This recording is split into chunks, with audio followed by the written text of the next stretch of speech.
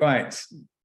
Most people have got their cameras turned off, I see. Morning all. Thanks for joining this morning for another MESHWORK webinar. I'm looking forward to this one. Living in Exeter, which I've probably said before, I've actually benefited from swimming at the subject of today's presentation. So, and I also attended the annual Passivhaus conference last month, which happened to be here in Exeter as well. So I've had the pleasure of hearing and seeing Emma speak before. It really is quite impressive what Exeter City Living, the council's not-for-profit development arm, has, which is run by Emma, has achieved in terms of providing state-of-the-art leisure facilities, care homes and social housing in the city. So yeah, I know there's a number of people on the call that are experienced with Passivhaus. So yeah, you should enjoy this one. Before we kick off, please allow me to cover some admin. As it says here, he says, before I actually show you the slide. Sorry, I'm just admitting people as well. This is where I need to be an octopus. Please leave your microphones on mute throughout the presentation. But the chat box is enabled. So what we'd like to do is if you save up any questions for the end of the presentation, then either raise your hand or come off mute and ask Emma a question. This webinar is being recorded. It will appear in two places, in MESHWORK itself. I'll upload it to MESHWORK along with the transcript of the chat, and then on Mesh Energy's YouTube channel as well.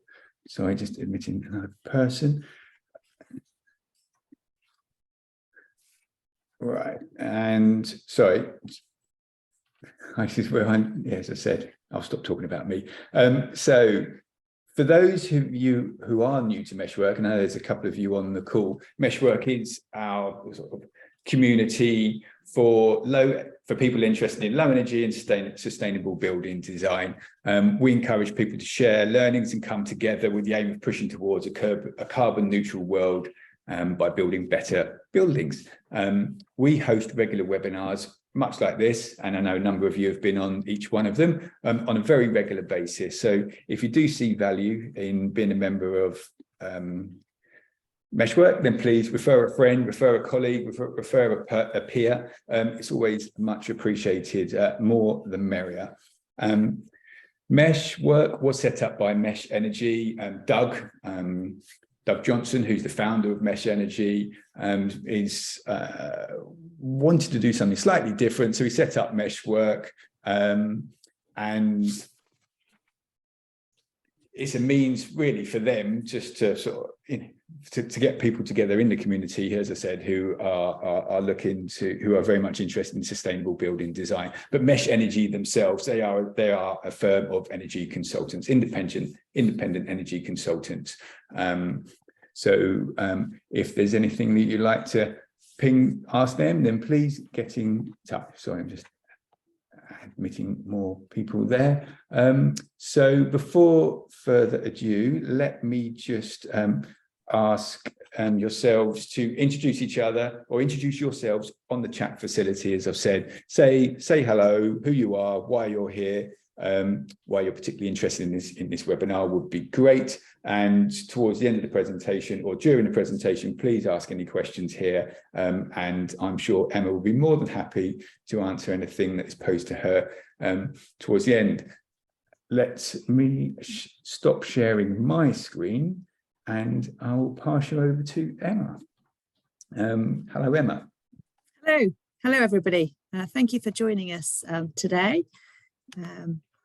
Hopefully over the next 30 minutes I can give you a good overview and insight of what we've been doing in Exeter a little over the last 14 years, but specifically focusing on our St Sidwell's Point Leisure Centre project. So let's kick off. I'm going to cover a lot about Passivhaus, but also a little bit more beyond Passivhaus. And that's because as a developer at Exeter City Council and Exeter City Living, we deliver all our new build developments to meet triple bottom line principles. So our approach is always to be equally socially responsible as we are environmentally and financially. And we often shorten that to the 3 Ps. And this is all about us delivering buildings that really focus on the needs of the people that occupy, in the case of living in homes, or in the case of St Sidwell's, use the leisure facilities or work in these facilities. We also want our buildings to be reflective of climate change and the need for us to take much more care of our natural planet. We also need to ensure that our projects generate wealth. We are a bit uncomfortable in the public sector about mentioning the P for profit word, but that is very important component of our buildings. So from a people's perspective, what I'm going to be able to showcase through St Sidwell's is how much of the design of that building is very much human-centred. The building has been specifically designed, not only that it looks great, but it's certainly very much fit for purpose, but it's really focused on the comfort and the experience of the individuals that are using those facilities, of those who manage or work in those facilities. So from a people's perspective, for all our projects over the last 14 years, we've adopted two principal kind of environmental standards. Firstly, a passive house for ensuring that our buildings are really comfortable. Also enabling us from a low energy perspective to ensure that from a housing perspective, and in the case of St Sidwell's, that we're eradicating fuel poverty. And the second environmental principle that we adopt is building biology. So we want to ensure that all our buildings are healthy, and passive house goes a long way for ensuring that, but it doesn't go far enough. So we work with building biologists and we adopt a German biobiology standard, and I'll touch upon that in a moment. From a planetary perspective, all our buildings are climate ready, so that they are climate resilient for the whole of their entire lifespan. Obviously, by adopting passive house, they're low energy and therefore low carbon. And indeed, our new projects now are carbon positive, in so much as we oversupply the energy through photovoltaics to what we need for actually operating buildings.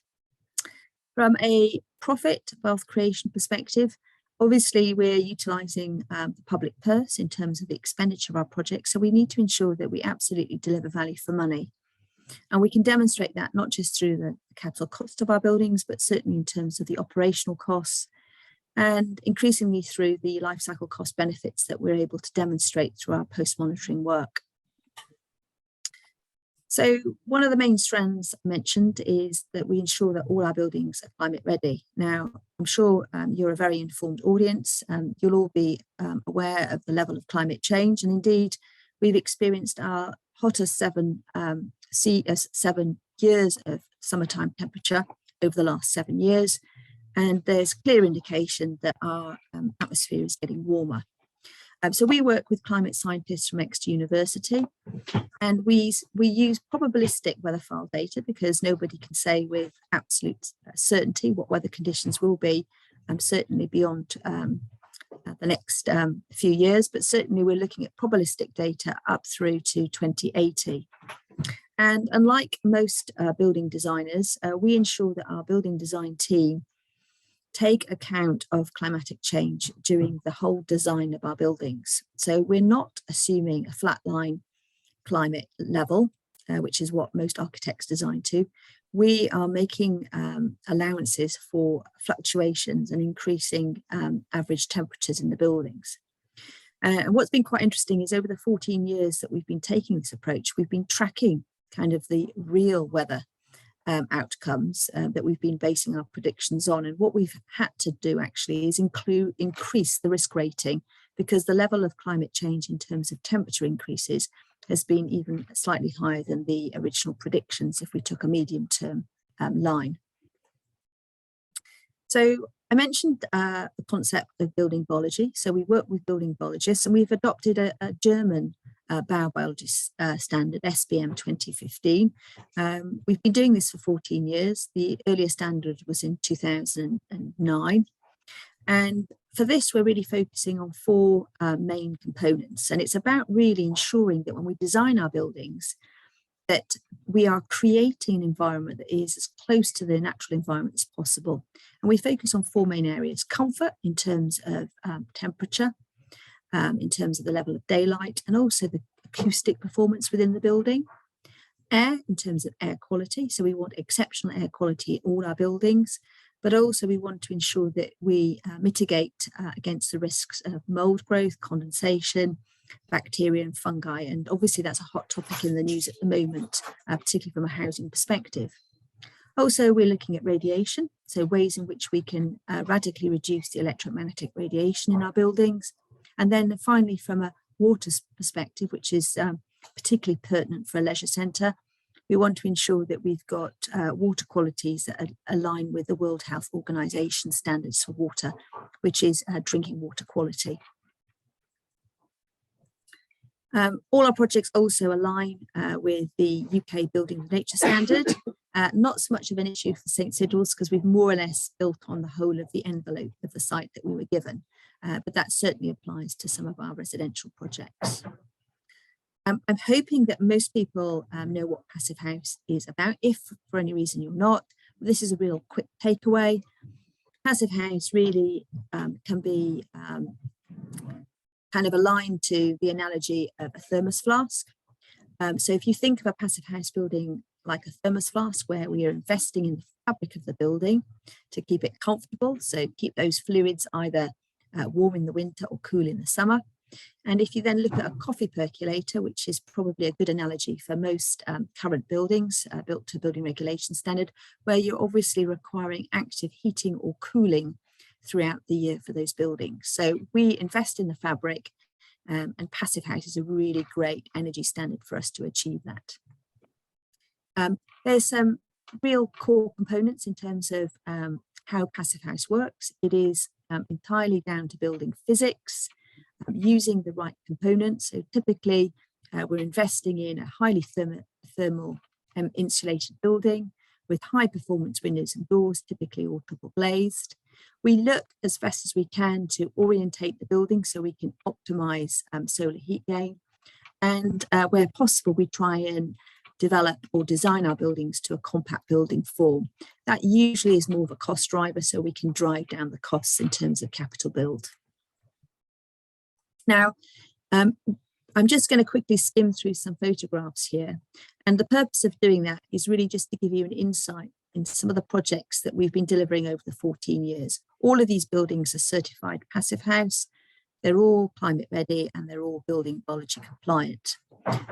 And I think the reason in sharing these with you, particularly Edwards Court here, which is the UK's first certified Passivhaus extra care, is to really demonstrate to you the confidence that we've gained from a residential perspective that has really kind of led us to adopt the stringent environmental factors for a leisure centre.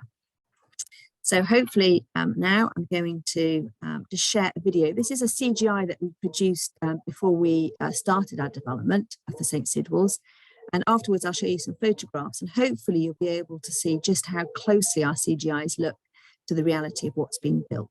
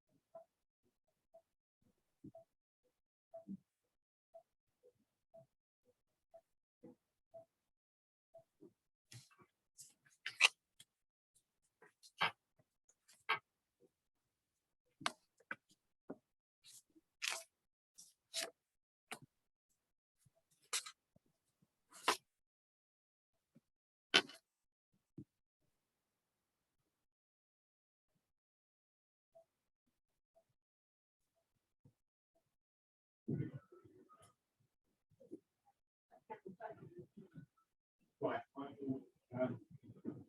we'll see you shortly. Cool, no worries. Thank you.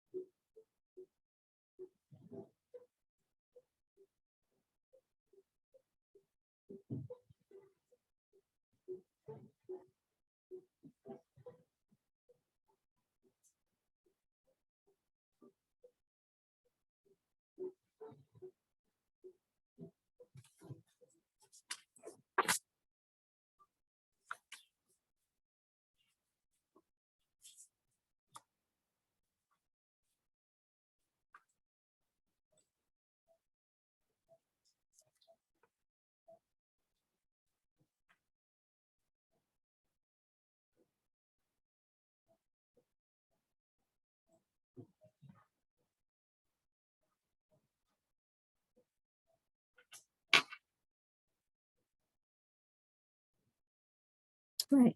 I hope you hear the music. I wasn't too sure. We didn't Anyway. hear any music, but I don't think. Oh, sorry. That's all Sorry. right, that's all right. I mean, and I can attest, it does look like that in reality. Great. So, so in terms of the development brief for the project, we have a 25-metre competition pool and a smaller community pool in 2 different pool halls. Alongside children's confidence play. We have a large gym, over 150 gym stations, a number of different studios for yoga, exercise and for spinning, cafe, soft play. We have a rooftop spa area with a terrace, and of course the whole project needed to fit within those environmental aspirations and meeting triple bottom line principles. It was part of a wider regeneration project for the city centre. This was part of a much larger project, which was to form part of Princess Hay Phase 2. If you come and visit the facility, and I hope you have the opportunity, you'll see that there's a chunk of the building kind of missing, and the rest of the development hasn't yet come on stream.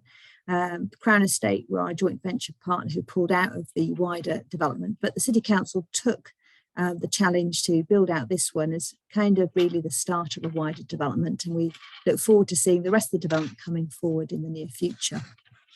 So in terms of some more specific sort of environmental credentials for this building, talked about kind of the triple bottom line principles we've adopted, but we specifically set some targets for this particular leisure centre. So from an energy perspective, our target energy efficiency has been set at 70%, although we know from the 2 other Passivhaus swimming pools that have been developed in Germany, they are currently meeting targets in excess of 85% in terms of energy efficiency. So we're quite conservative, but we're very confident that we'll beat that 70% energy efficiency.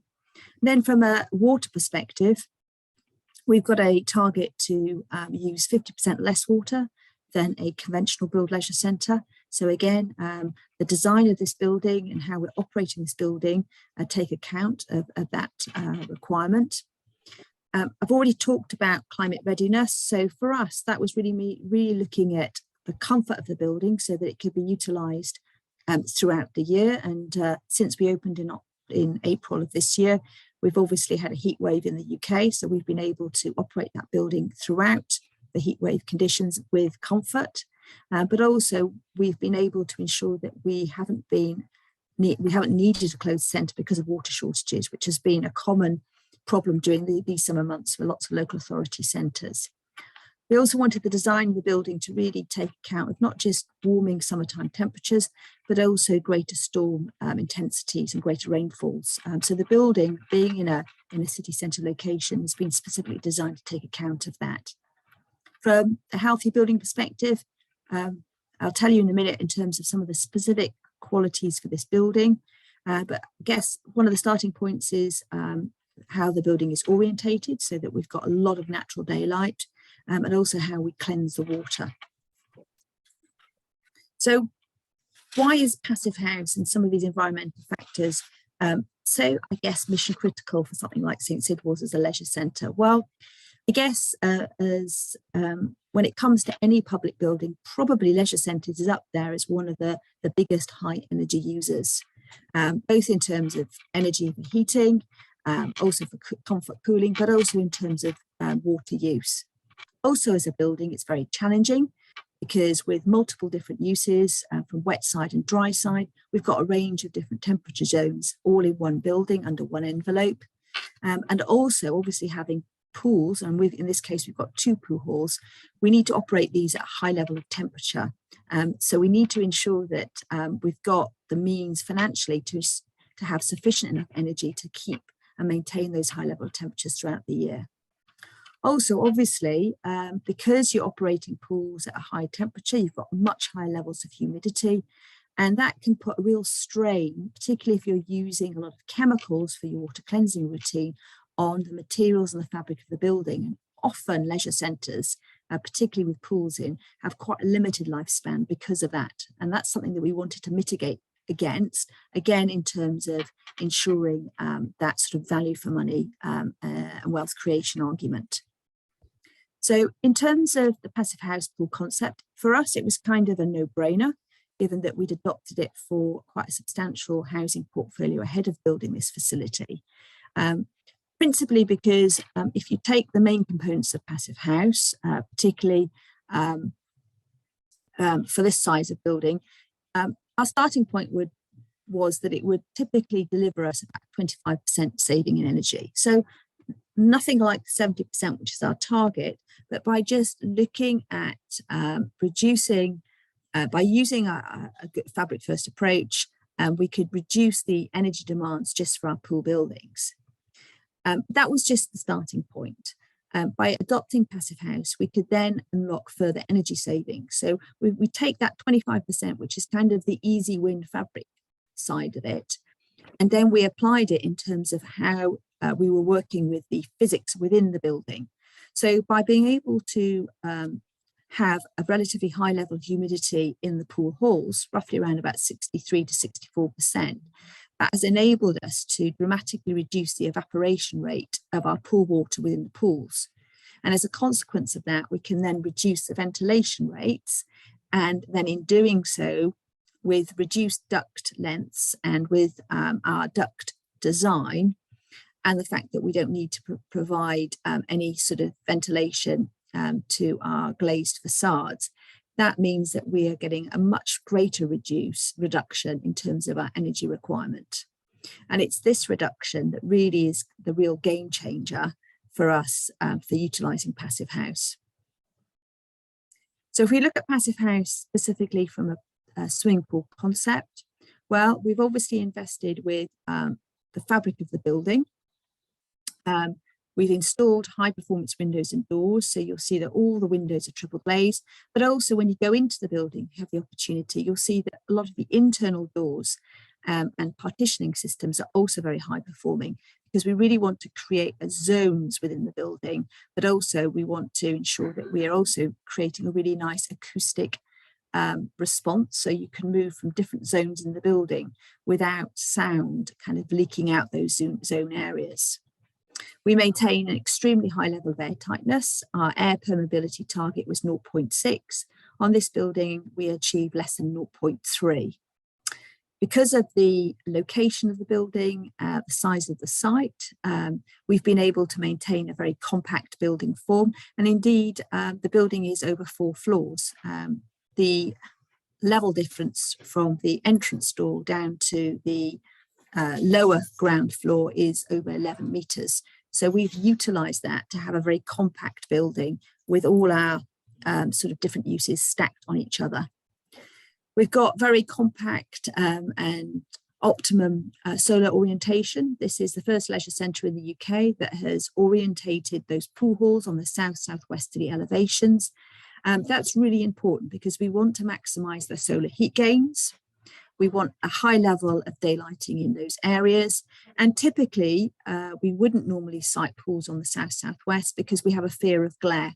And we've mitigated that glare by installing glazing shelves to the internal surface of the pool halls. And hopefully I'll be able to show you that on one of the photographs in a minute. We've zoned the building so that we've stacked the warm wet areas on top of each other in terms of the spa and the pool halls. And we've located the cooler areas in terms of for the gym and the exercise and studio areas to the north elevations. In terms of the quality of the water within our pools, again, another UK first, all our pools, including the pool within the spa, is cleansed using microfiltration. That's just basically a ceramic filter where we put water through it at a high rate. That will remove probably nearly 99% of all the sort of particulates within the water, and then we provide a UV on top so that we can deliver drinking water quality. So if you could, just to give you a bit of a context in terms of the amount of chemicals in our pool water, it's about 1/3 of the chlorine that you'll have in your kitchen tap. So when you come into this building, what will be really distinctive is A, you can't smell chlorine, and B, you're able to spend an awful long time in the water without your skin or your eyes being irritated. So we've utilised the design of the building in order to optimise those energy savings. And we've done that through zoning the building, as I've mentioned, in terms of where we've put the warm activities and the cool activities. When you go into the building, and you would have seen from the video, there's an extensive amount of glazing. We want that for maximising daylight within the buildings. And that's really important because the glazing is specifically designed so that it allows the full spectrum of daylight to enter right into the core of the building. And that's really important for our circadian rhythms, but also for our hormone production. So we want to ensure that not only are you coming to this sports centre for your health and well-being from a sports perspective, but in being there, you're also benefiting from the health and well-being aspects of having a well-designed building. We have a main circulation core that goes right through the centre of the building, so it allows really easy orientation. And it also acts as a natural core for ventilation. So particularly in the summertime, where we want to introduce additional fresh air over and above the mechanical ventilation heat recovery, we're able to create a really comfortable area in which to operate. So in terms of thermal zoning, we have 3 key thermal zones. We obviously have the hotter, warmer, moister environment in terms of our pool halls. Our central kind of communication access area, we keep at around about 18 degrees. And then we have the cooler zones for exercise areas. So in terms of as built, the project took us 11 years to deliver from original inception. It was finished in April of this year. It was delivered by Kier Construction. The total contract value was £42 million. And here are some visuals, just so you can see what the finished product looks like. Hopefully the CGIs are quite similar.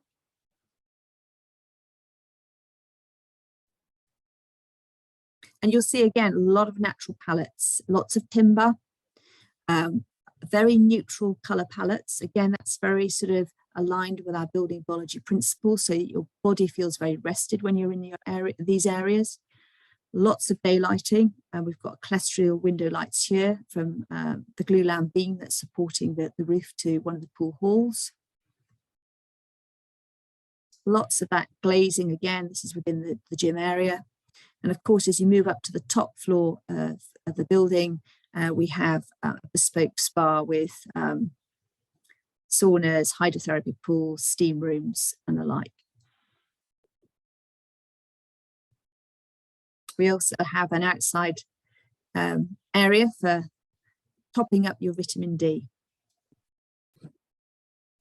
So thank you very much. Here, that was a whistle-stop tour for St Sidwell's Point. I'm really happy now to take any questions. Thank you, Emma. Let me know why my videos is join you. Can you see me or not? Well, yeah, yep. Cool. No, it's fine. It's only because I don't want you to feel alone on the call. There's plenty of people on the call, but yeah, thank you. Marvelous. I mean, it's very impressive indeed. I suppose from Alex has picked up on a point that I was going to ask, really, in terms of, you know, Alex is based in Guildford, and he was mentioning how he was trying to get Guildford, in fact, let me try and find your question, Alex. Been trying to get Guildford Borough Council to build a passive house, to passive house standards, but they claim it's a German standard and not relevant to us. Perhaps you could pass it. I mean, but you speak to many councils in the UK, don't you? I mean, how come you've been successful? How come? I mean, you've answered the why, but it's like, how?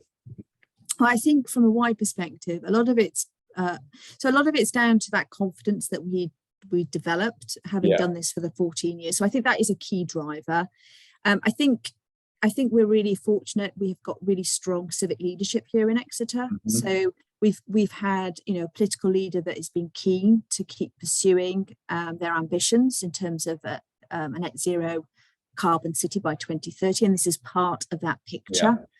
I think there's a degree of bravery because, you know, if you are a pioneer, if you're taking the first step in terms of building this way, you need to have the bravery to actually do it.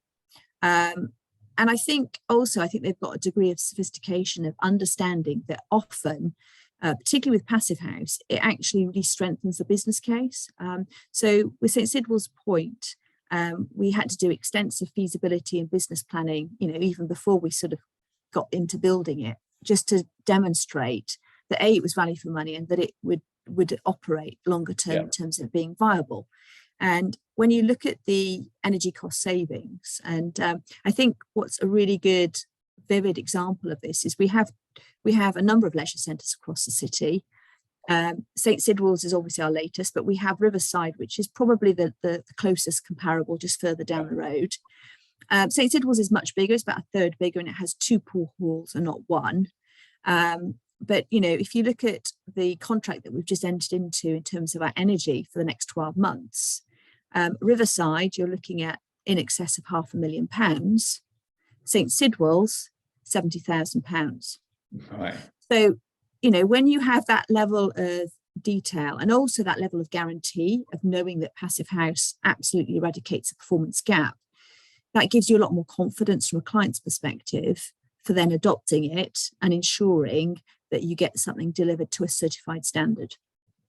Yes, I mean, that's quite a difference, isn't it, in terms of operating costs from an energy perspective. So, I mean, the proof's in the pudding there. I mean, you have made it easier for other councils to go out there and consider this. Just so from a premium perspective, the differential between the 500 and the 70K, how could you have built that leisure centre to regs, to building reg standards for a lot cheaper? Well, yes, I think, yes, absolutely. So the premium for adopting building biology, climate readiness and Passivhaus on this building is 10%. Right, okay. So you're in the region of £4 million. Yeah, so, but that's only for, well, that's years. You're going to make the difference. So it pays for itself and you've got a, well, as I said, it's a fantastic public building. And it's not just looking at it in terms of cash terms, because there's also huge below line benefits in terms of getting people that typically wouldn't go to a leisure centre to go to a leisure centre, either because they suffer from eczema or asthma, or they don't particularly like the internal environment in a the fact that you can drink the water that you're swimming in is quite yes. Yeah. And in terms of the other work that's going on in the city with your social housing being Passivhaus, it's again why not wanting to ask the same question, but if the big house builders aren't doing it and other councils aren't doing it, I mean there's a case here really for them to be doing, isn't there? I mean, it's just what. So in terms of the work that you do with other councils, what are the biggest, when you're sharing learnings, what are their biggest concerns? And cost. Right. Yeah, it tends to be costs. Mm-hmm. And I think also, you know, Passivhaus in the UK at the moment only makes up probably about 1% of what's being built. Yeah. So I can understand people have got a lot of fear. You know, they're looking for others to do kind of the tried and tested projects. So I can understand it from a client's perspective, but to be quite honest now, with the other drivers of climate change, with the detrimental health impacts that we're seeing for residential tenants, I think increasingly councils, you know, there'll be little space for them to escape to in terms of not adopting very much the very highest building standards that they possibly can. And the fact that the UK building regulation standards is the bare minimum has got to be something that clients need to get away from. They need to realise that, you know, you get what you pay for. And the great thing about Passivhaus is, yes, a leisure centre of this side, there is a 10% premium, but we're now delivering Passivhaus social housing with a premium less than about 5%. And indeed, we can build a multi-residential passive house, social housing at building regulation costs. So something that we've really worked on, because we've been an early pioneer of the standard, is really eradicating that cost premium. Yes, yeah, and it's heartening to see that. I mean, a lot of the passive houses that you do see out there tend to be sort of a bit like buying a Tesla, isn't it? They're ultimately at the start vanity projects, but now you're building your social housing out where they are normal, run-of-the-mill, small properties for a reasonable amount of money. So it's, yes, cost is an issue, but you're showing that it doesn't, that it works. And I think that's, yeah, more and more people need to get on board, and more people need to adopt the model. So I know you've bought into it, and obviously most people on the call have bought into it. So from an accreditation perspective, is it, I know the answer, but could you have built this again to a climate ready, efficient building without it being Passive House accredited? Well, I just wouldn't want to, because as a client using public money, we want to build energy efficient buildings. Yeah. And there's no other performance standard in the world that guarantees to bridge that performance gap. And, in the UK, the nearest to it, albeit there's absolutely no comparison, would be BREEAM. But we know through post evaluation studies that even if you've got a BREEAM outstanding building, time and time again, we're seeing that the performance of these buildings fall woefully short of what the client's expectations are. And we're in a place in history now where we can't afford to be building carbon guzzling buildings. No, we just can't afford it. Not in case of just the capital build, but just in terms of what we're doing to our planet. Yes, no, indeed. And I'm only mentioning cost just to play, devil's advocate there. So Dorot has asked, so she's recognised that you've had to team up with Kia to deliver this specialist building, but let's say the social housing being less complex, what is the realistic premium to pay when getting contractors on board to deliver housing to higher standard? I mean, that's what was mentioned at the Passive House conference. I suppose it's the number of contractors that are able to deliver this. And whilst you've managed to build social housing out to a relatively small premium, not everyone in the country is going to be able to do that, I suppose. I think it's a little bit more complex than that. So at the end of the day, at the moment, in terms of the cost premium for Passive House, it varies anything from 0 to probably typically sub 10%. So I would say between 0 and 10%. Yeah. Now, a lot of it depends on how it's designed, what the materials you're building with, how buildable it is in terms of how easy it is for the contractor then to build it. So I would say a lot of the cost premium for Passive House can be designed out. Yeah. Typically, at least 60% can be. But again, it's looking at working with experienced and accredited designers. And again, cost consultants have got experience of Passive House that can help really drive down that premium. And increasingly, we are seeing more and more contractors that are becoming familiar with delivering Passive House. When I started 14 years ago, there hadn't been any Passive House homes built in the UK. So we've come a long journey in regard to that. What we're seeing, there's a lot more products that are compliant for Passive House buildings. So again, we don't always use Passive House accredited materials, but we use our Passive House planning package, the PHPP computer software, to really give us the freedom to kind of shop around in terms of the materials that we can use in what we build with. So yes, there probably still is a cost premium for Passive House, but I think a lot of that can be mitigated by employing the right consultancy team, by looking at the right procurement route that kind of shares some of the risk, but also setting a really clear and robust client brief at the very outset. Cool, understand. sorry, I don't know Jay Horn, I don't know your first name. You're asking, is there any link between reduced energy costs for tenants and less rent arrears?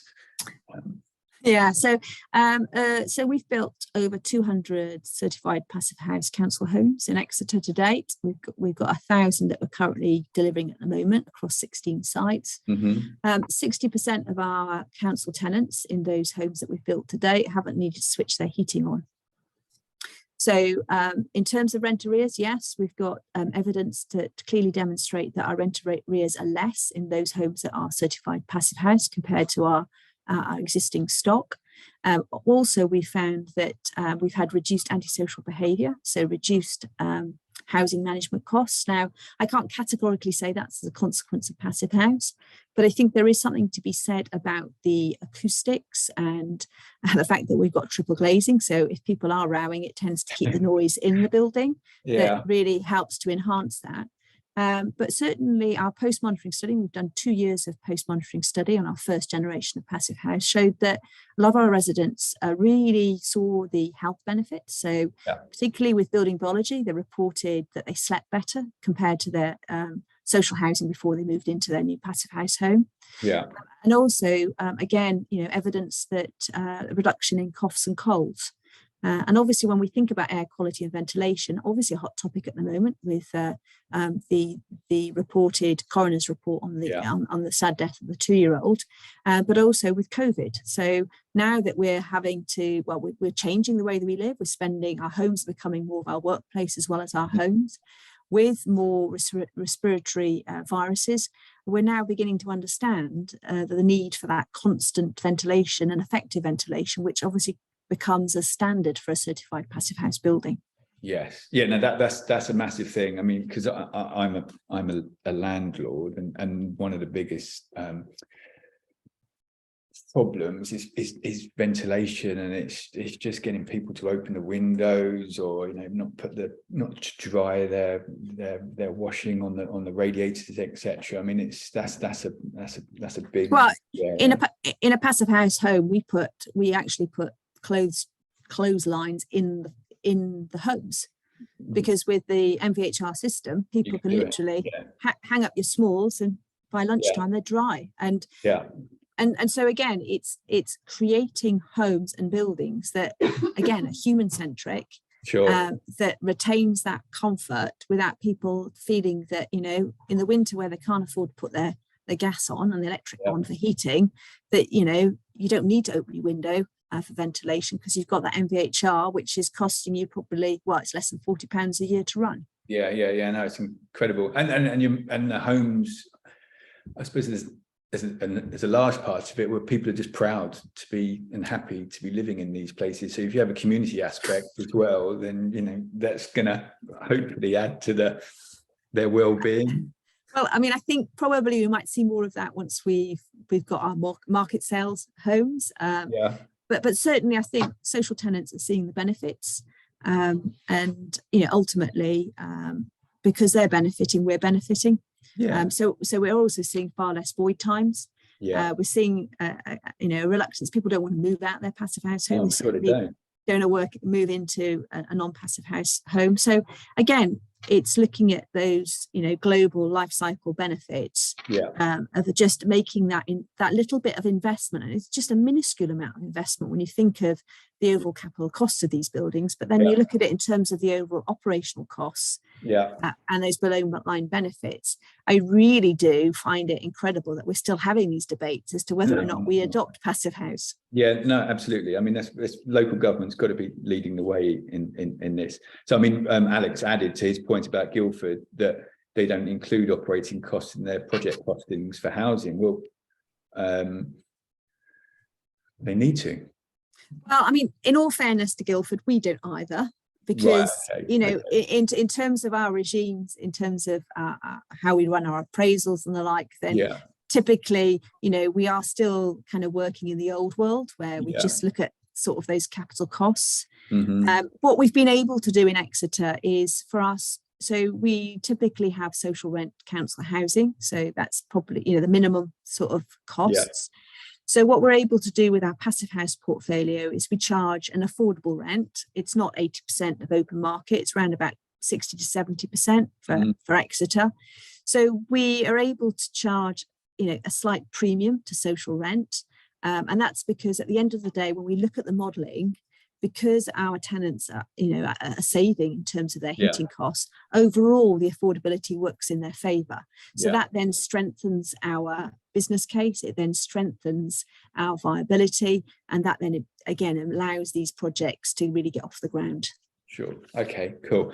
And in terms of the work that you've done to share your learnings with other councils, if Alex, for instance, is trying to push Guildford, what can they do? Where can they go? Do you have a national event where local council, local government agencies are getting together to discuss stuff like this? What's happening? Where can they learn from? Yeah, so I think a good starting point. Well, there's two sort of organisations I would sign people to. Obviously, the Passive House Trust, UK Passive House Trust.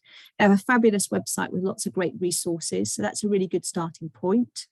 The second would be the Good Homes Alliance, and that has a network of local authority sort of developing agents. So that would be also a good organisation to get in touch with. Yeah. And I think also, within local government, there is quite a good network. So by all means, you're very welcome to contact ourselves in terms of coming to visit any of our homes that we've built, or coming to visit a leisure centre. Because to be quite honest, I can't really do justice to Passive House in a presentation. And you will have seen yourself. You just need to go and visit these buildings, spend some time in them, use the buildings. The quality of these buildings will speak for themselves. And I think for me, from a client's perspective, I look at things very much through the lens of being a very sort of commercial businesswoman, but also it's looking at the buildings and really seeing, having the assurance that you've got something that is going to be a good investment over the long term.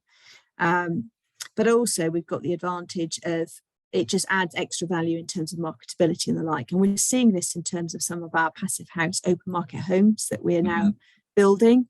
And there's been a report produced last month by Santander Mortgage Company that clearly demonstrates that purchasers now will pay anything between 12 to 20% premiums for low energy buildings. Now, the great thing about Passive House is it guarantees the low energy. So even if the market is giving you, let's say conservatively, a 10% premium, if we then take it to the Rolls Royce of a certified Passive House building, well, even at 10%, that more than mitigates that cost uplift in capital cost. So if you then take that to 20%, then you're making more money. And in the same time, you're addressing those social environmental aspects. Yeah. Now, as I said to you on a pre-call, I'm looking forward to the open market stuff coming online. I again just would only welcome other local authorities to think in that way, so that the profit from that is then ploughed back into the system to build more social housing. Is that a rough way of? Yeah, so we're like lots of other local authority development companies, we're a profit for purpose company. So our role is to disrupt the market, build better quality homes and buildings, generate profit, and then reinvest that profit back into the public service. Fantastic. Any questions from anyone else online before we thank Emma? Emma's going off to Emma's just achieved everything she wants to achieve in Exeter, but she's been poached and she's going off to pastures new, actually. So it's Waltham Forest, isn't it? I am, yes. So I'm leaving Exeter at the end of December, and I will be running 60 Bricks, which is the development company for Waltham Forest, and getting them into delivering their first certified Passive House building. So I'll be heading to the southeast. So if anyone wants any help over that neck of the woods, then do get in touch and connect through LinkedIn or via 60 Bricks. Well, That's very good of you, very kind of you, and best of luck with that. And hope you do as much good work there as you've done here. So there's no more questions. So thanks for your time, Emma. Been very informative. I'll upload this to MESHWORK, and I'll share it with other people who won't be able to make the call. But no, thank you very much. Cheers, guys. Thanks, everyone. Have a good afternoon. Thanks, Emma. Bye.